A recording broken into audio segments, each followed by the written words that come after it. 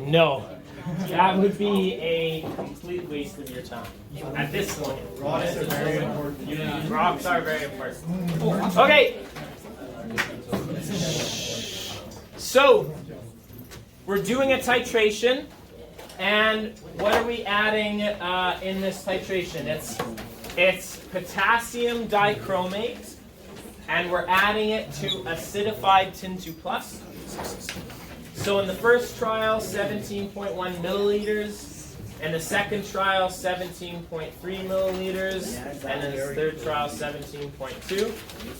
When we look at the fourth trial, why did I cross that off? 17.6. Well, okay, why? Who cares? Why? It's out of range. It's not within, right?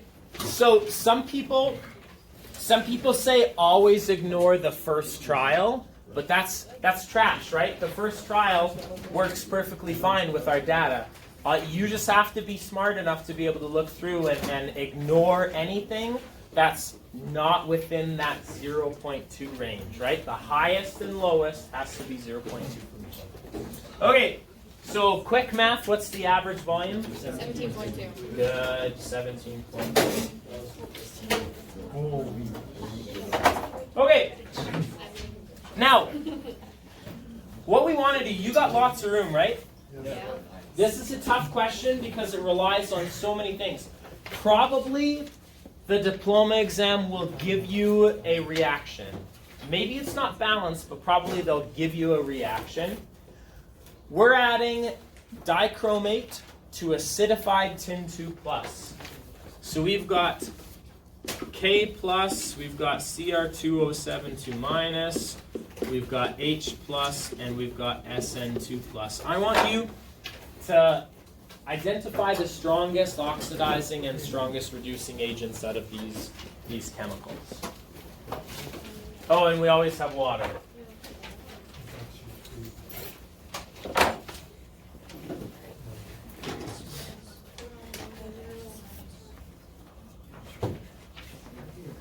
Anybody need a data booklet?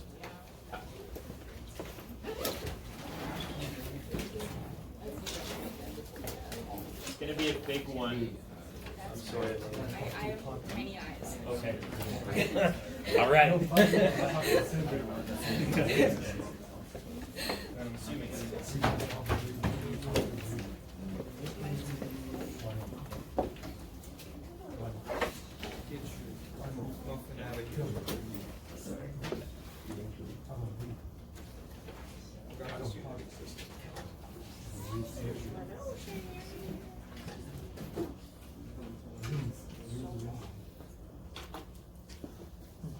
was it okay? Was it pretty easy to identify the acidified dichromate as the strongest oxidizing agent and the tin 2 plus as the strongest reducing agent? Yeah. Okay.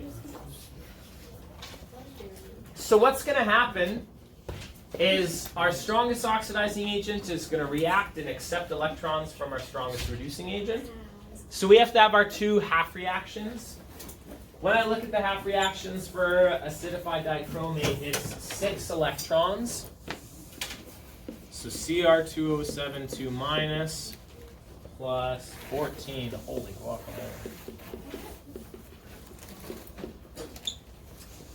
That's going to give me 7 H2Os plus 2 Cr2 pluses.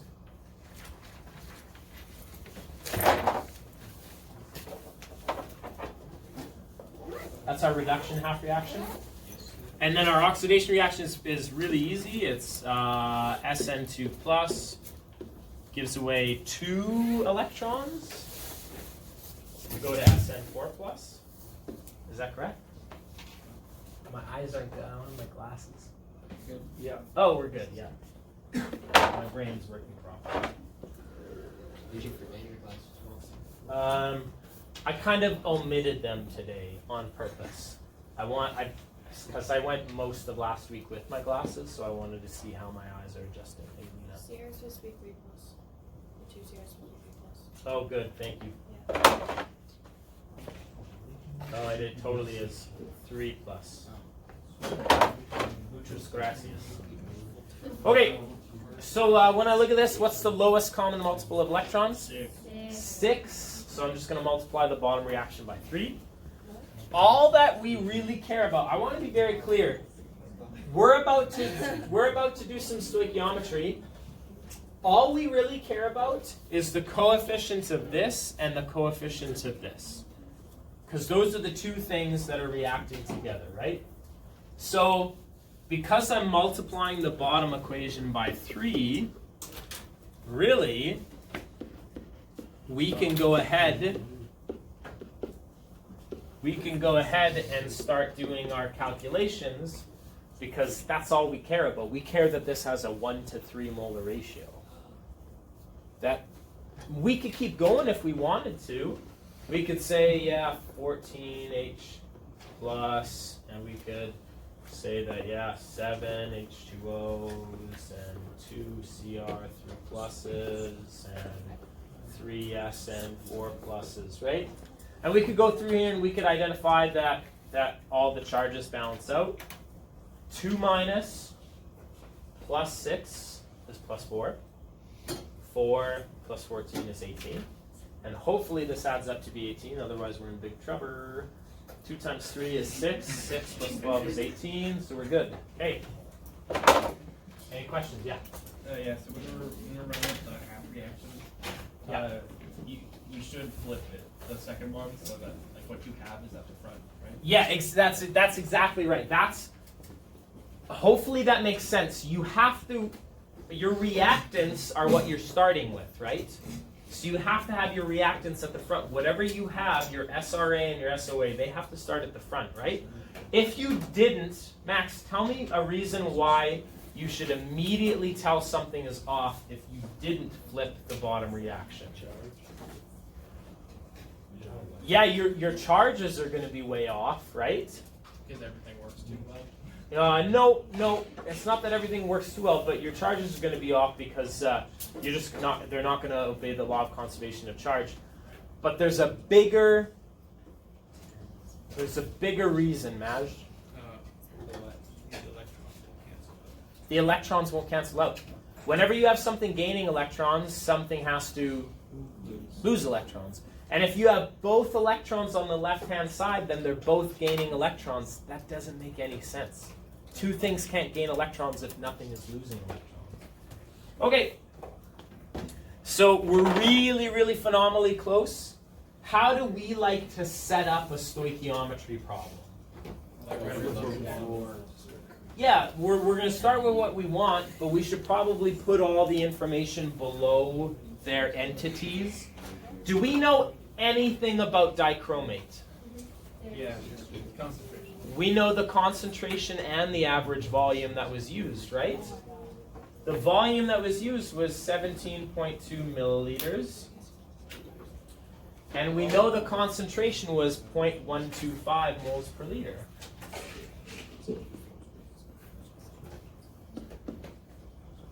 Do we know anything about the tin 2 plus samples? We know the volume. 20. They were 20 milliliter trials, right? Yep. And then we're looking for the concentration of it. And do we have the molar ratio between these two things? Yeah, hell yeah, we can do this. What are you looking for? Concentration of what substance? We're looking for the concentration of tin 2 plus moles per liter of SN2 plus. Do you see anything that has moles of SN2 plus anywhere? Molar ratio. Yeah, your molar ratio, right? 3 moles of SN2 plus over 1 mole of Cr2O7 2 minus. Sorry, this is getting really, my penmanship has totally devolved. It's just getting worse and worse day by day. So how do we cancel out moles of dichromate? Yeah, the concentration of dichromate. Moles Cr2O7 2 minus over 1 liter of Cr2O7 2 minus. There we go. I'm getting it back. We'll be Well, remember, I want moles of tin 2 plus, so moles of dichromate cancel. How do I get my liters of dichromate to cancel? With the 17.2 milliliters of the Cr2O72 minus, right? And the liters and liters will cancel. And so all of my units, I'm in love with all of my units so far, except we're missing something. Liters of tin on the bottom, and we can cancel out the milli if we want to, right? So 20 milliliters of SN2 plus, and so the milli and the milli cancel out. And as long as you look at your units, this is the most powerful part of unit analysis. You know whether or not you're right based on just the units alone. You don't even have to pick up a calculator. Because I know moles of tin on the top and liters of tin on the bottom, and every other unit is canceled out. So I know that this is my answer. You can go ahead and you can work that out for yourself. I've got no idea what it is. I mean, I kind of have an idea. It's almost 0.36. Yeah, you That's kind of close. Preston? Yeah. Right? 0.36 something, 0.35 something. 323, okay, sure. 323 moles per liter. Good. Good. Any questions from the audience? Questions? So, we're starting to. Yeah. So are we just going to be working on this book tomorrow? What do you mean this book? Yeah, probably. The book I'm handing out right now? Yeah. Yeah, probably. You gotta go, you gotta go.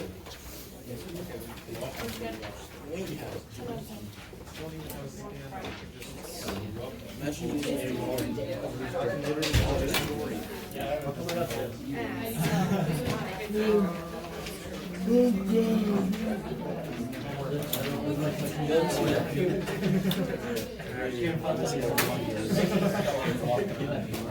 If you literally just putting in that in point by point, up, point, down, point, over, point, down, point, over, point.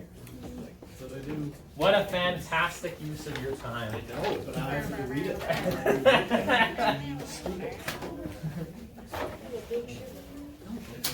Okay, do you remember the fundamental difference between a voltaic cell and an electrolytic cell?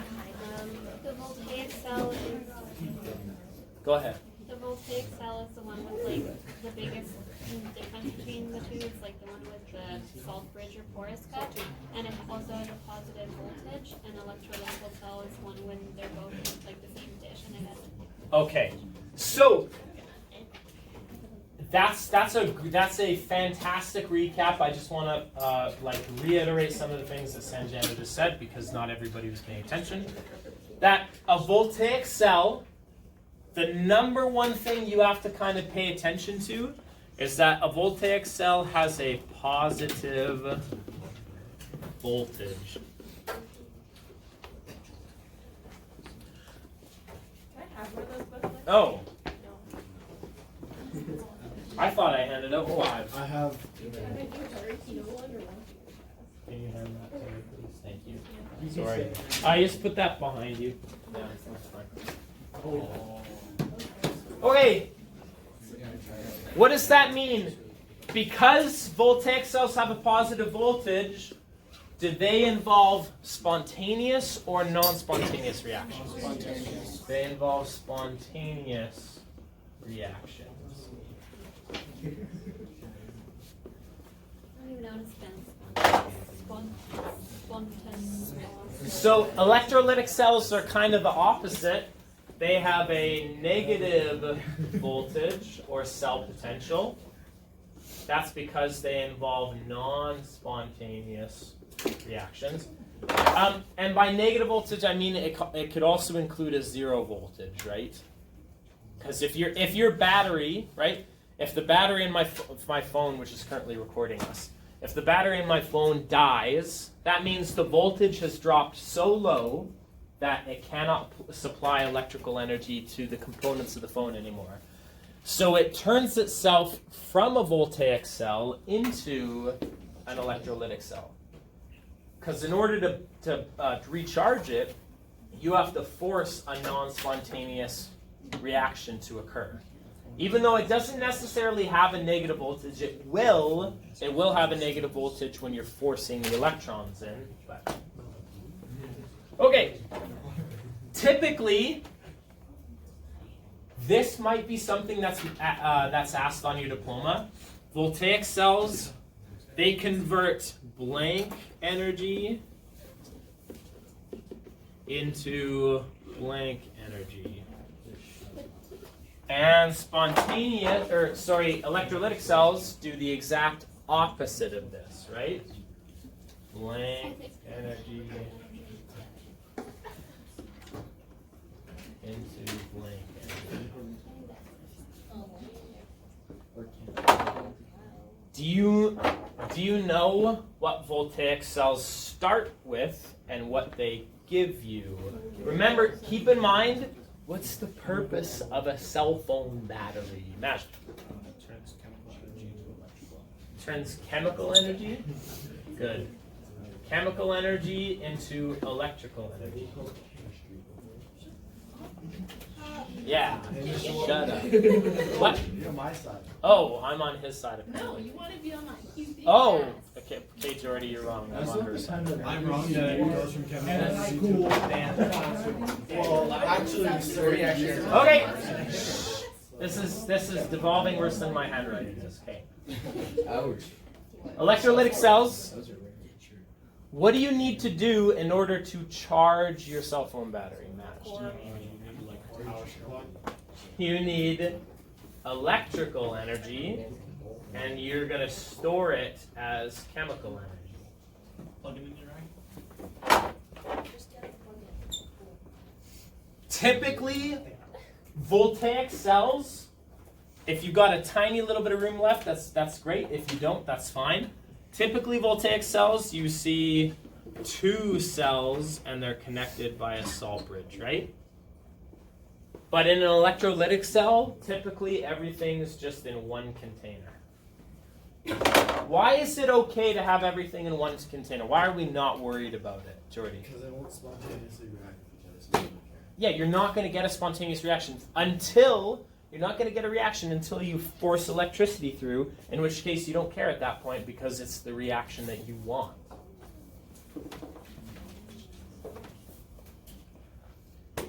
Okay, so that's good. That's a good differentiation between a voltaic cell and electrolytic cell. I've never seen this before, but voltaic cells can also be called galvanic cells.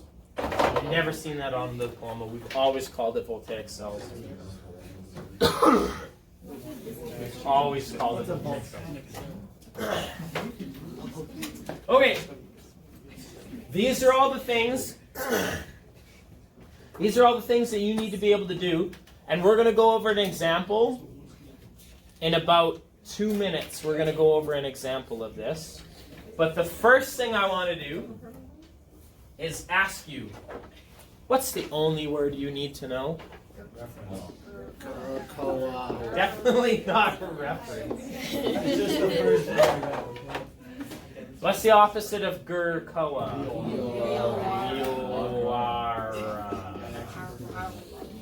Easier to deal Okay. What is the stand? I'm just getting really. Have you ever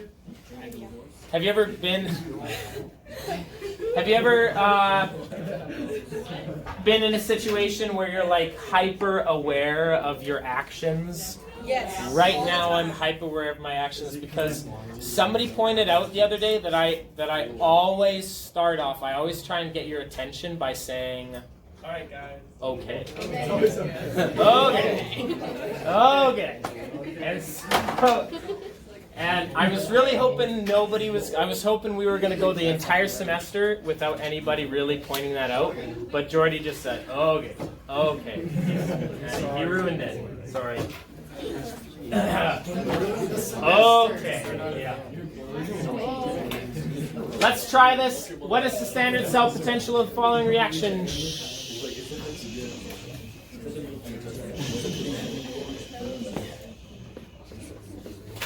The standard cell potential is what? What two things? Cathode minus. Nope. What? Yeah, that's what I'm talking about. E cathode minus E anode. So what do you have to do in order to be able to figure this out? You have to be able. Know the cathode and know the anode. Yeah, you have to know the cathode and you have to know the anode. But which one? I don't know what. There's no drawing here. I don't know what the hell's going on. Which one is the cathode and which one is the anode? Find the strongest oxidizing agent and the strongest reducing agent. Find for me the strongest oxidizing agent and the strongest reducing agent. Keep in mind, that MnO4 is missing a minus sign apparently. Well, it's MnO4. Could you use oxidation numbers to figure this out? Yes, What? you could. But it's easier to use your table. Because you're going to have to look at your table anyways, right? Yeah, you're going to have to look at your table anyways, so. Yeah. What is the voltage? What's the reduction potential for my strongest oxidizing agent here? So would you agree that permanganate and the hydrogen ions are reacting and they have a reduction potential of 1.51?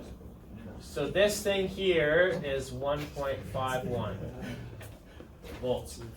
And where's H2O2? Right below this. 0.70, right? So this thing here is 0.70 volts. Okay, which one am I going to subtract from which one? It's not always the bigger one minus the smaller one, right? It is, I want to be very clear, it is not always the bigger one minus the smaller one. Yeah. How are we going to figure out which one is at the cathode? The one that's gaining electrons. The cathode is the one that's gaining electrons, or the cathode is the oxidizing agent, right? No, I was blowing my hat, sorry. So this is the strongest oxidizing agent.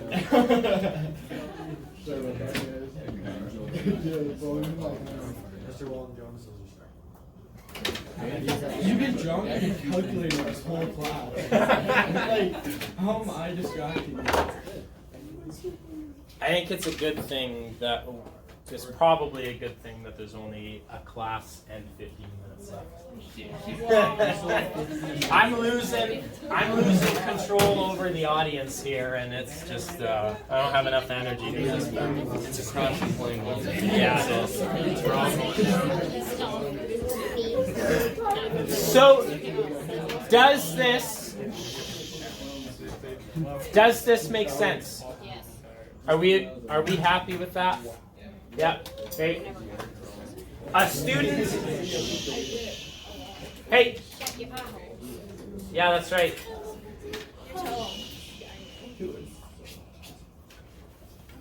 Okay. A student decided to redefine the silver half reaction as a new reference half cell. What would be the new reduction potential of the iodine half reaction? Do you remember how to do this at all? So let's write, what are we redefining as the new zero? Silver. So let's just draw out the silver half reaction. Let's just write it out. So silver plus an electron turns into silver.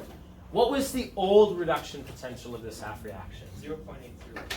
It used to be 0.80 Wait, volts. hold on, I'm wrong. Oh wait, no, I'm right. Yeah, you're right.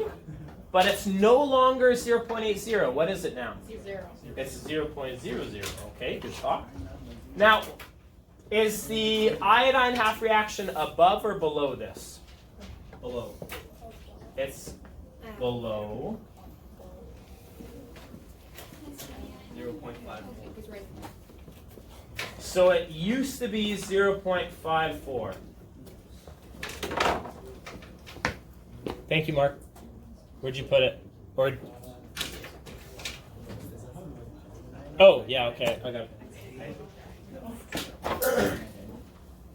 Does anybody know how to solve this problem? Let's. Take the amount that it's subtracted. Subtract 0.8. Good. Yeah, really good. Because if we reduce this by 0.8, then what do we have to do with this? Reduce it by 0.8. So it's now going to be negative 0.26. 0.26. Whatever. Negative 0.26 volts.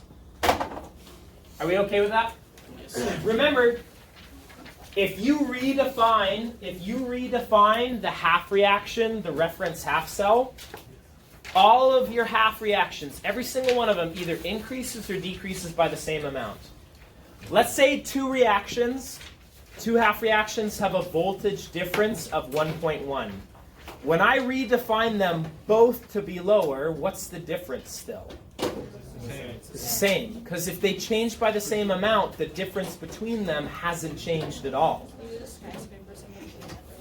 That's exactly right, right? It's the cloud cover in the skyscrapers, and you can only see a certain amount, but then the clouds go away and you can see more, right?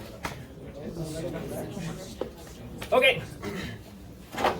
Holy guacamole! It's the one, like, There are so many questions you could be asked about a single cell. Let's take a look at this. You're having PTSD? Oh, yeah. It's a lot. Shh. Let's look at this. Shohei, get off your phone.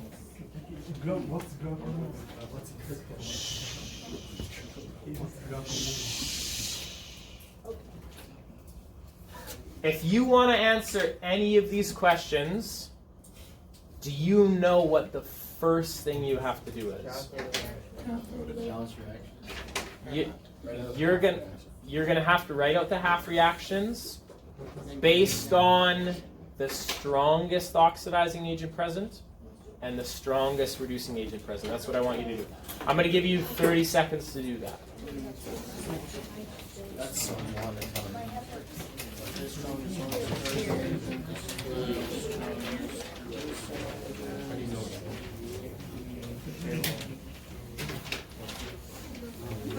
And then I already identified the California.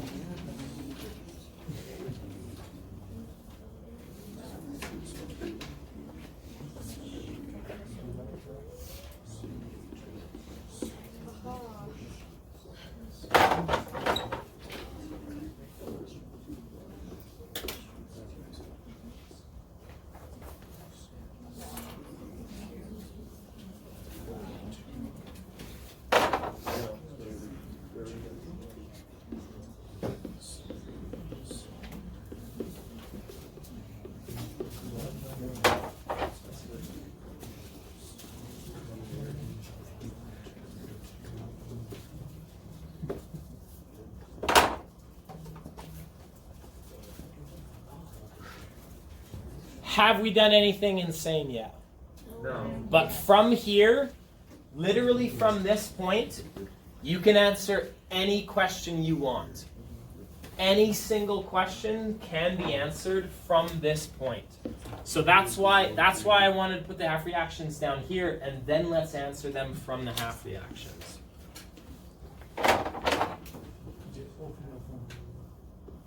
So the net reaction, is it going to be pretty easy to balance this and get a net reaction? Yeah. Yeah, you just have one of each, right? So add that and that together. So your net reaction is copper 2+ ions are stealing electrons from nickel, and they're turning into copper solid and nickel 2+ ions. Can you identify what the cathode and the anode is? Oh, you Tell me what the cathode is. Copper solid. The electrodes are the solid chunks of metal. The cathode and anode are, that's what the electrodes are. They're the solid pieces of conductive material. So this is the cathode. How did you know that was the cathode? Gercoa, right? Yeah, Gercoa. And this is the anode.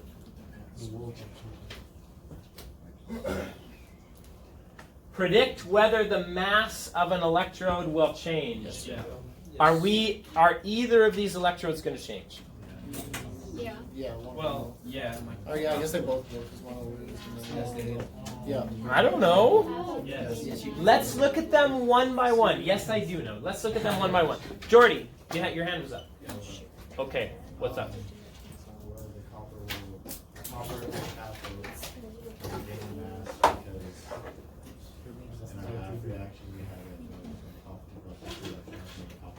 Good. Okay. Are we making a solid chunk here? Then that mass is going to get greater, right? Get greater, Jesus. It's going to increase. Okay. Well, then we got Yeah. one day. That'll be okay. We got one day. What about the nickel? That's gonna lose. It's going to lose mass, right? So the copper will increase.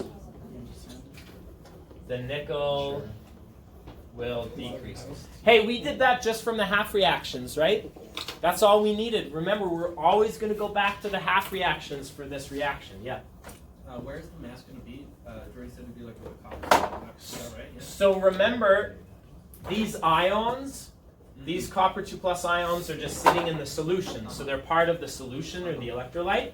When this 2+ ion gains electrons, it has to bump into the electrode to do that, and it starts precipitating onto the electrode. So the electrodes gets bigger and bigger and bigger, but the solution is losing mass, but the actual cathode material is gaining mass. That's why it's important for you to understand the solid piece of material.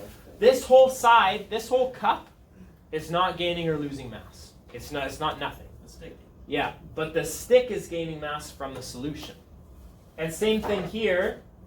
The metal here, they're turning into ions, and so it's losing mass, but the solution is gaining mass, but they're never going to ask you that. They're always asking you about the electrodes themselves. Predict whether the color of an electrolyte will change. Yes. How the hell are you going to do that? Go ahead, Max. Copper ions in water are blue. So when it attaches to the cathode, it's going to reduce the blue. So copper ions are blue. Man, I should have used blue. I don't know why I didn't do that. Okay. Copper ions are blue. And so when they attach themselves to the cathode, are you getting more blue in the water or less blue in the water?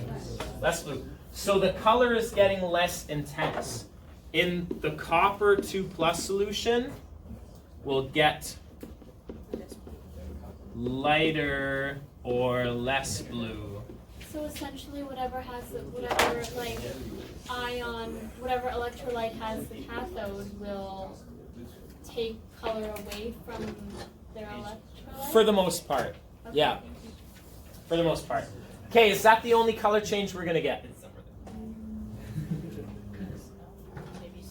I don't know. Yeah, We looked at one solution. How do you know copper 2+ is blue? Because we've seen it. Because you've seen it. So what if you hadn't seen it? It's in the data booklet.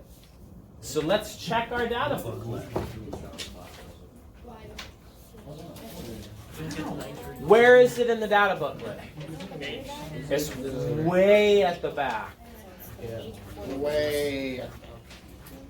Look up way up. I found it. Hey, what kind of ion are we looking at here for the other half cell? Nickel 2+. Nickel 2+. Shh. So what's happening? Is it getting more concentrated or less concentrated? More concentrated. It's getting more concentrated. So is the color getting darker? Yes. Indeed it is, yes. So the copper gets lighter and the nickel 2 plus gets darker. Okay. Identify the direction of electron flow through the wire. It is always to the cathode. But if you didn't know that, let's look at our half reactions. Which half reaction is gaining electrons? The Cu2 plus, whatever the copper side is, right? So the electrons are traveling this way through our wire. Are we okay with that? Remember, all of this junk we're getting from the half reactions, right? Once you have the half reactions, you can literally do any question. Identify the direction of the cation flow and anion flow through the electrolyte. So we're losing, would you agree we're losing positives over here? So the positive ions will travel over there. Cats have paws, right? So yeah, that's right. Red cats have paws. So wherever you have reduction, that's the cathode. The cathode is where the cations, the positive ions will go that way. The negative ions go that way. Okay. Calculate the standard cell potential. So that's just cathode minus anode. The cathode here is 0.34. Yep. 0.34, and nickel is negative 0.26.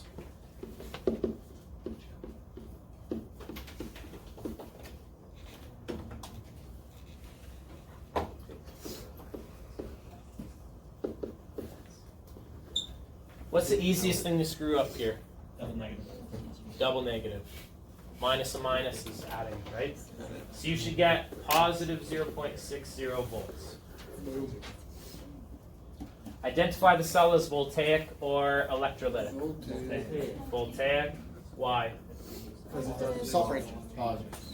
Because it's downhill, because it's got a salt bridge. Okay, electrolytic cells can have salt bridges. If we're being perfectly honest, they can.